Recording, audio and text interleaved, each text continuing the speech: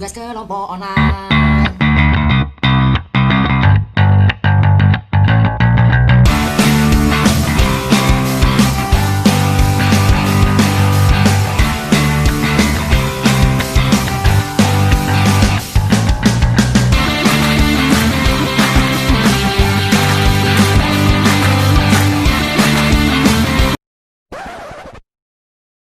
Assalamualaikum warahmatullahi wabarakatuh. Saya Ahmad Syamsuddin Abror. Di sini saya sebagai presentator pertama akan menjelaskan mengenai apa itu punishment. Punishment atau hukuman menurut Skinner adalah konsekuensi yang menurunkan probabilitas terjadinya suatu perilaku. Baik, mengenai penjelasan yang seperti apa dan bagaimana akan dijelaskan oleh teman-teman saya. Terima kasih. Hai teman-teman, saya di sini akan membahas mengenai kelebihan dan kekurangan dari punishment atau hukuman. Sebelum itu, saya akan memperkenalkan diri saya terlebih dahulu. Perkenalkan, nama saya Rizky Nur Iksan. Oke, lanjut aja, kita akan membahas mengenai kelebihan dari punishment. Menurut Armain Arif, kelebihannya adalah menjadikan perbaikan terhadap kesalahan seseorang. Yang kedua, seseorang tidak lagi melakukan kesalahan yang sama. Dan yang ketiga, seseorang akan merasakan akibat dari perbuatannya sehingga ia akan menghormati dirinya sendiri. Ada lagi pendapat lain dari kelebihan punishment atau hukuman ini.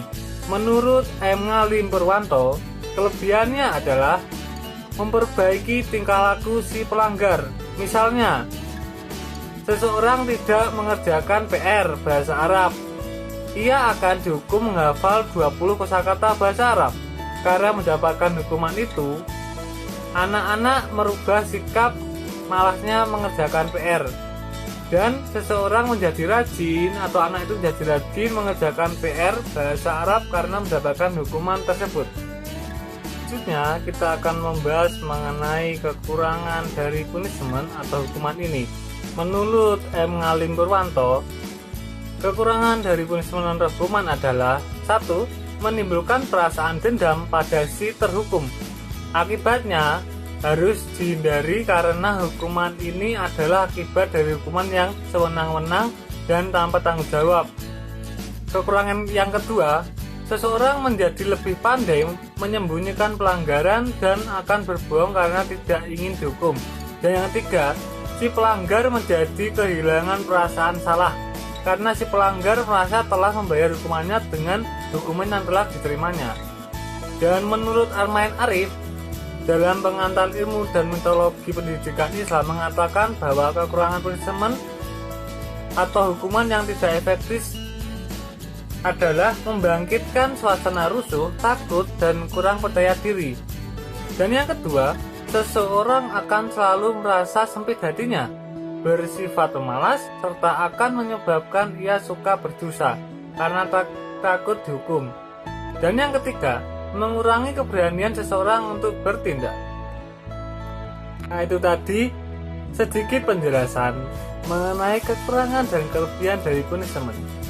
Saya mohon maaf jika penjelasan saya tadi kurang jelas atau ada yang salah, dan terima kasih atas kalian yang bersedia mendengarkan penjelasan dari saya. Assalamualaikum warahmatullahi wabarakatuh.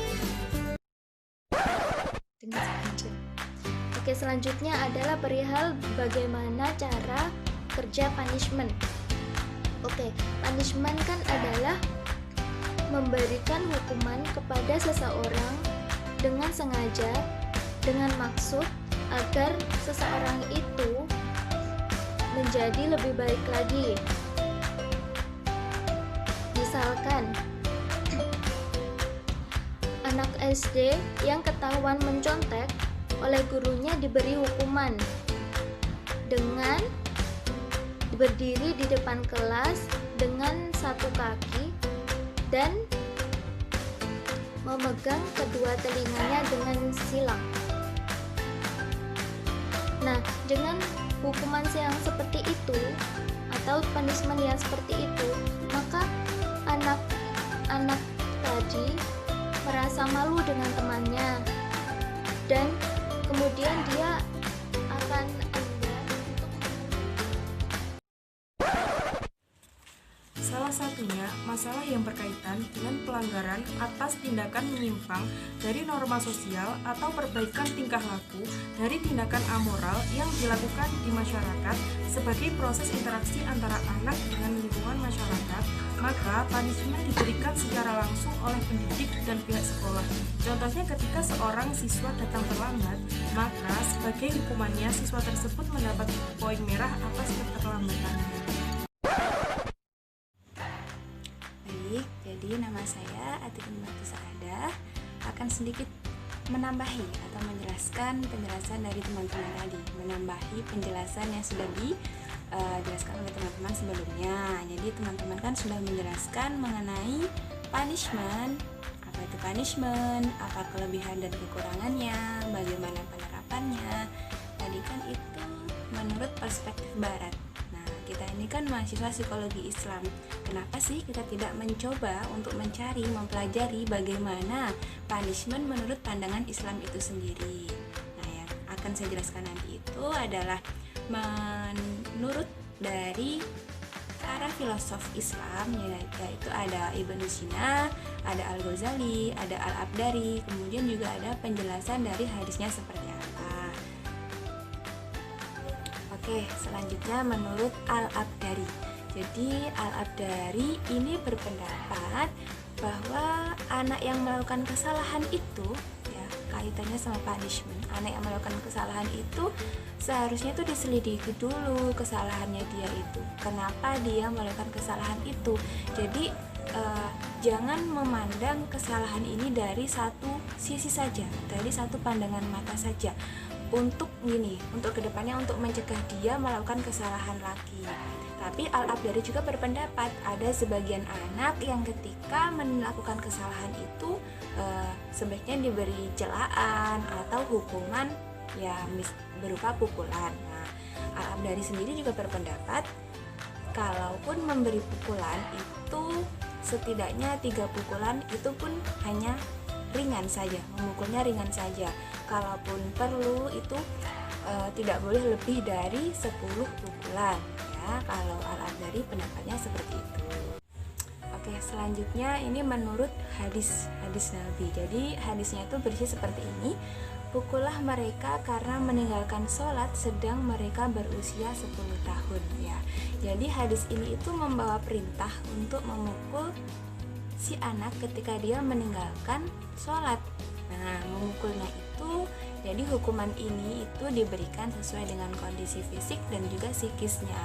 Ini nggak boleh dari sebelum umur usia 10 tahun, ya. Jadi kalau anak udah 10 tahun, kalau dia nggak mau sholat boleh dipukul.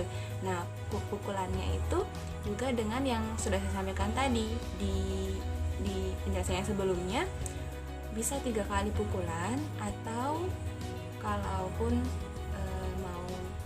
perlu ya itu 10 pukulan lah maksimal, dan itu pun dengan pukulan yang ringan. Baik, sekiranya itu yang bisa saya sampaikan, kurang lebihnya mohon maaf. Terima kasih atas perhatiannya. Wassalamualaikum warahmatullahi wabarakatuh.